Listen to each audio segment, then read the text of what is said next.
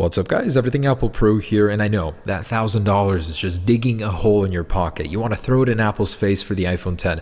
But before you do that, watch this video. I wanted to talk about the drawbacks of this revolutionary new product. Don't get me wrong, I am completely obsessed with it. I'm so happy this design came to light, but it's not without its drawbacks. So let's talk about those in this video and why you should not buy the iPhone X. In fact, 10 reasons not to do so. Now this is something not many people think about. This is a first generation products. I know 10th iPhone, what are you talking about, Philip? But no, this is an all new product from Apple. They said it's going to be leading the next 10 years of design. And with a new product like this, a new line, there will be issues, quirks, nagging, teething issues because of the new display, because of new design. If you remember, the iPhone 4 had the antenna gate, the iPhone 6 had the bend gate where it was a bit soft, and no, not in this housing, obviously this is a replacement. But with every major shift in design for Apple, there always seems to be a major issue after release, so it's always good to wait it out. Now for example, for me personally, when you're getting a new car, a new platform that has just been developed, there always seems to be a major issue with it. For me, it was the oil consumption on my A4 fixed in the next year's model. And oh boy, this one does not need to be said, the price. The number one reason why most people will not be buying the iPhone X. But it's just ridiculous how expensive this thing has got, and by buying it, you're basically telling Apple that that's okay, and really, I don't think it is. I think it's a little bit overpriced for what it is. The competitors have very similar displays at a lower price point, because that's essentially what you're paying for with the iPhone X, the display. And I think it's completely ridiculous to pay $150 just to go from 64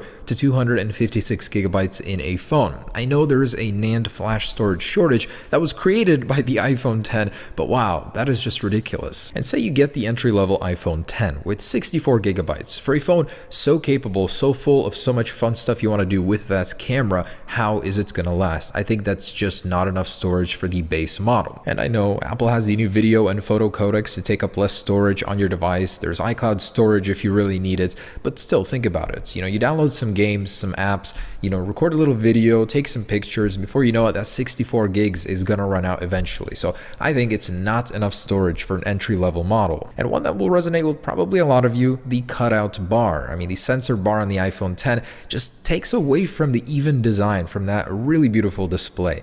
There was a better solution. A Redditor posted this image, and honestly, I would not be opposed to that, or with software to hide the notch. It just seems that a lot of people are very unhappy with that design, and maybe just another reason on your list to not get it. And one that honestly worries me, going from a plus-sized phone to the iPhone X, you're actually getting cropped content. So a lot of your images, your video is going to be smaller because the display is slimmer. It's more in line with the iPhone 7 display.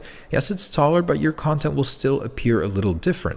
And because of that cutout bar, it's actually going to make a lot of your existing apps a pain to look at, just because it's going to be in the way. And there's actually a couple crafty solutions for this by some developers on Twitter, which I really liked. So Apple could do some great stuff with the software and with the notch. For example, scrolling, having this dynamic scrolling behavior. I think it's really cool. And from another developer, he solved the issue of the scrolling bar, which currently in the simulator just goes behind the notch. That's actually really neat. I would love to have that on my iPhone X. Probably not something Apple would do though. And here's one that actually worries me. People that had a chance to view the iPhone X hands-on are saying the display is not that bright.